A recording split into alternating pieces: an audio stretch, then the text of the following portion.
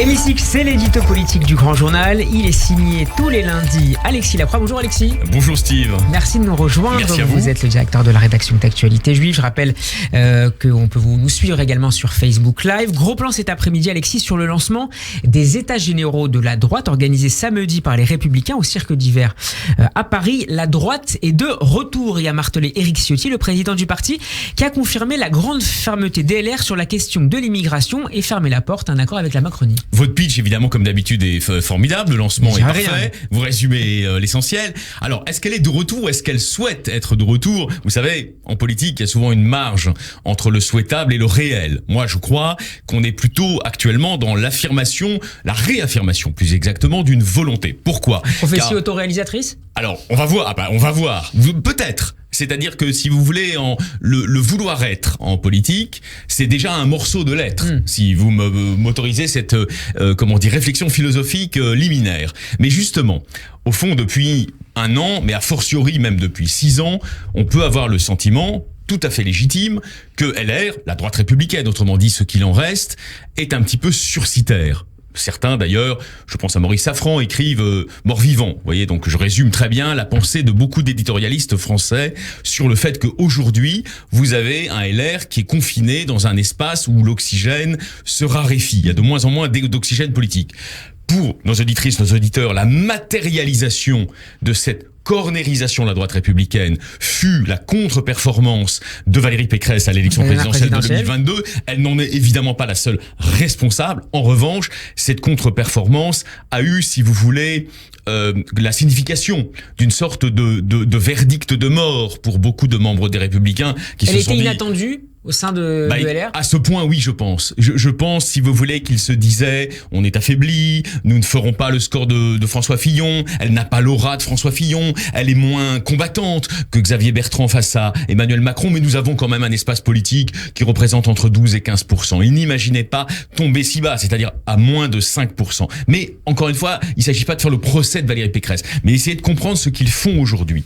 Ce qu'ils font aujourd'hui, donc au-delà des États généraux, mais on va en parler bien sûr au cours de cette chronique, c'est d'essayer de redonner vie à une matrice de droite qui serait cohérente. Alors en tout cas cohérente, eu égard à la perception, juste ou erronée, ça c'est un autre sujet, qu'ils ont des attentes essentielles de leur électorat privilégié. Alors on va dire... Notamment sur la question de l'immigration, qui est toujours une priorité. Vous avez en gros un Français sur 5 qui se reconnaît peu ou prou dans la droite républicaine, même si les choses ont évidemment évolué dans le mauvais sens pour eux depuis 2017, avec la présence du macronisme qui les triangule, j'allais dire, quotidiennement. Enfin, en gros, c'est un Français sur 5.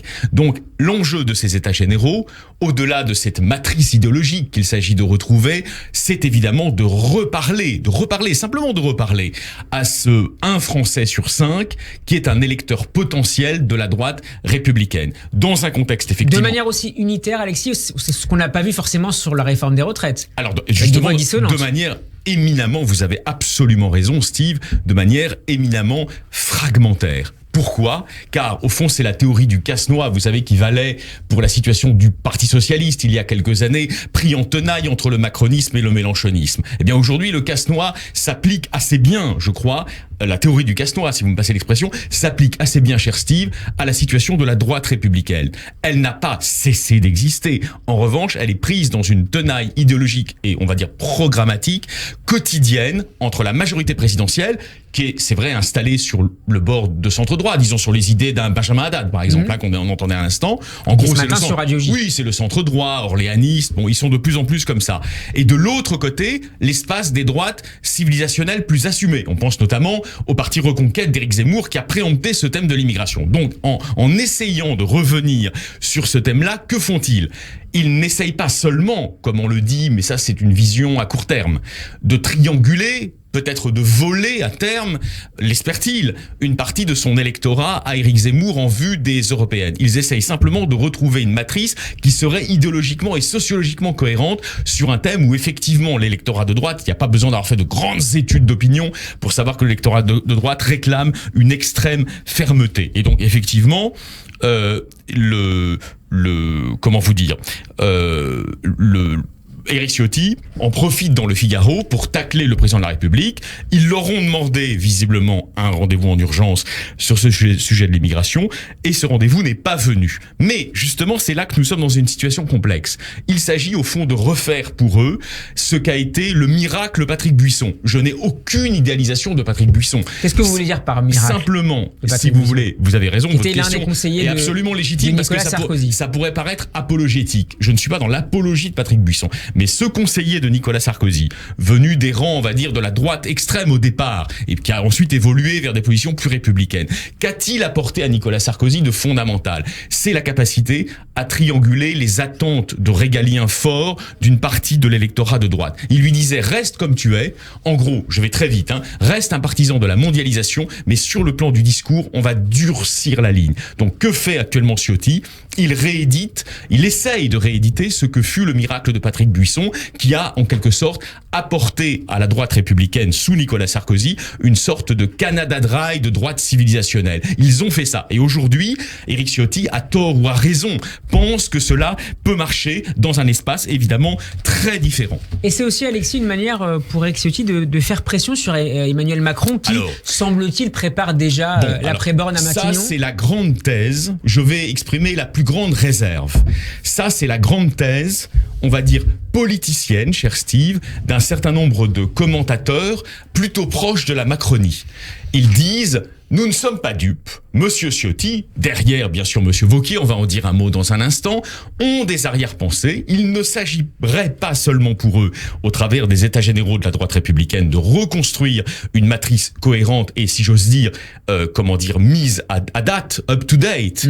Il s'agirait de faire pression sur le président de la République pour qu'il infléchisse encore plus sa ligne vers la droite. Mais moi j'ai lu le Figaro, mais donc je m'en tiens à ce qui est dit et je crois que il faut toujours en politique ne pas être dupe des énoncés, mais en même temps ne pas les repousser d'un revers de main comme s'ils n'avaient aucune signification. Je vais vous dire ce que je pense. Les gens du Figaro lui posent la question à Ciotti. Et donc François Bayrou, s'inquiète-t-il, s'oppose à tout virage à droite. Et voilà ce que répond Ciotti. Et je crois retour de la droite terre-père. Oui, mais je crois que c'est vrai. Moi, je suis dans l'opposition et pas dans la majorité. J'observe avec amusement la compétition qui s'ouvre dans la majorité pour l'après-Macron. Elle ne nous concerne pas. Elle ne nous concerne pas. Quand vous dites ça, ça veut dire que vous vous projetez pas dans une optique où il s'agirait, en quelque sorte, comme on le lui reproche actuellement, de marchander, faire monter les enchères, de marchander au coup par coup le soutien à des textes qui seront proposés ultérieurement par la majorité, et encore moins d'entrer dans un gouvernement de remplacement potentiel d'Elisabeth Borne.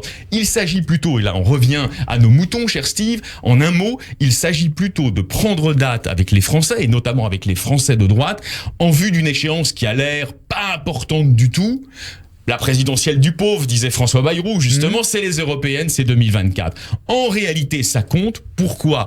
Car ce sera, pour ces différentes formations de droite, le baromètre de leur reconstruction. Dans le cas des LR, c'est absolument évident. Alors, ils espèrent, eux, un score de 12 ou 13%. Ne rêvons pas trop, c'est énorme, 12 ou 13%.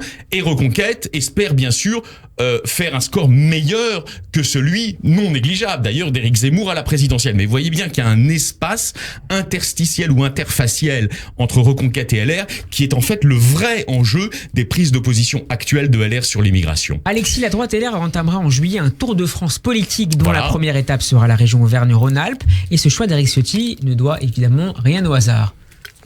Vous savez, en politique, tout est signe et tout est symbole. C'est-à-dire qu'il ne faut évidemment rien surinterpréter, mais il ne faut rien sous-interpréter. Nous avons deux signes, j'allais dire didascaliques, comme on disait dans le théâtre de Molière, qui indiquent l'importance de l'homme. On l'a vu d'ailleurs au CRIF, puisque j'ai animé la rencontre avec lui, Laurent Wauquiez. Bon, alors il est obsédé par la décadence. Enfin, il en a fait, disons, un des thèmes, un des chevaux. Un de ses marqueurs. Exactement, un des chevals de Troie de sa reconquête politique. Et Laurent Wauquiez ne s'est pas présenté au Cirque d'hiver ce week-end avec des guest stars comme Mathieu Bock-Côté, etc. Il n'est pas venu. Sans se remarquer. Bon, mais justement, c'est d'autant plus remarquable. Enfin, je veux dire, on voit bien qui sont les absents. Or, Laurent Wauquiez était évidemment attendu. En revanche, il va ouvrir le bal dans sa région et notamment dans son département. Ce département plutôt marqué au coin d'un conservatisme bontain dont il est l'élu depuis maintenant longtemps, depuis une vingtaine d'années, qui est le département de la Haute-Loire. La Haute-Loire, vous voyez, c'est le Velay, etc. C'est dans la région Auvergne-Rhône-Alpes. Rhône-Alpes. Et évidemment, Pour terminer, Alexis, ceci a une signification. On ne peut pas ne pas penser que Éric Ciotti, avec le talent politique qui est le sien, je suis pas en train de le diminuer, mais il prépare la voie à ce qui devrait être, en toute cohérence avec eux-mêmes, une candidature de 2027 de Laurent Wauquiez. Alors vous me direz, d'ici là, l'eau aura coulé sous les ponts. Oui, bien sûr, mais quel est l'objectif ? Disons-le clairement, empêcher des candidatures qui seraient, entre guillemets, des remakes, exactement, d'anciennes configurations. Il pense à Xavier Bertrand, mais il pense aussi à des hommes, entre guillemets, neufs, pas encore très connus au plan national, comme David Lisnard, qui n'a évidemment pas sa préférence intime. Sa préférence intime, c'est Laurent Wauquiez, mais encore une fois, on ne le dira jamais assez, Steve, sur un espace interstitiel et, j'allais dire, disputé avec l'espace idéologique dessiné actuellement par Éric Zemmour et par Reconquête. Merci beaucoup Alexis Lacroix pour cette analyse toujours aussi claire et pertinente à retrouver en podcast sur radioj.fr ainsi qu'en vidéo sur notre page YouTube. Nous serons demain en compagnie de Laetitia Crepat. Très bon après-midi à vous. Très bon après-midi à vous, Steve.